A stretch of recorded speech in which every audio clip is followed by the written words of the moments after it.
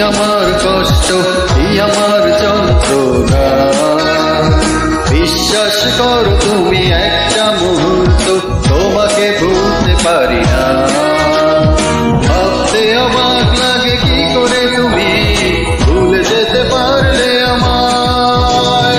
তবে কি তোমার কাছে প্রেম মানে ছেলে খেলা, চাইলেই ভেঙে দেওয়া যায়। তারপরে হাসি মুখে হাত রেখে আরো হাতে যেটা খুশি চলে যাওয়া যায়।